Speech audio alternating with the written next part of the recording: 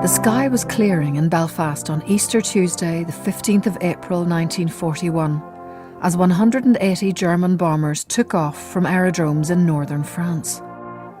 Flying over Cherbourg and Cardigan Bay, the raiders dropped to 7,000 feet as they approached the Ards Peninsula. At 10:40 p.m, the sirens in Belfast began to wail. The elite Pathfinder squadron Kampfgruppe 100 led in the first wave of bombers. Casting intense light, hundreds of flares drifted down. Incendiaries and explosives followed, including 76 landmines, designed to rend apart the reinforced concrete and steel of factories. They floated down on silky green parachutes over the congested housing north of the city centre.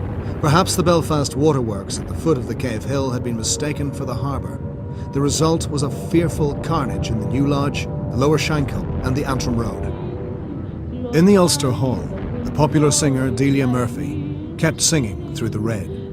Some of her audience were later forced to take refuge in a shelter in Percy Street. When a parachute mine fell next to it, 30 people were killed.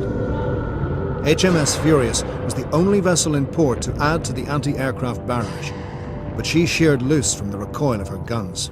At 1:45 a.m, a bomb wrecked the central telephone exchange. All contact with Britain and Belfast's anti-aircraft operations control room was cut off. The defending guns on the ground now fell silent, for fear of shooting down the RAF's Hurricane fighters, which, with cruel irony, had been withdrawn shortly before by Fighter Command. For another 2 hours, the Luftwaffe attacked Belfast, completely unopposed.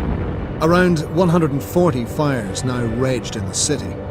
Just as the auxiliary fire service arrived to fight the great inferno sweeping across the Antrim Road, the water pressure fell away. The mains had been cracked in 30 places. At 4:35 a.m, a plea for help was telegrammed to Dublin. Eamon de Valera, the Taoiseach, was awakened. He agreed without hesitation to send aid. Fire engines from Dublin, Dunleary, Drogheda and Dundalk sped northwards.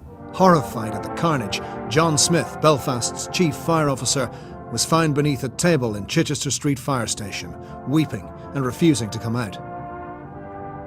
At 4:55 a.m. on the 16th of April, the all-clear sounded. The writer Joseph Tumulty remembered, "I don't think any of us noticed the dawn, for in a sense it had never been night.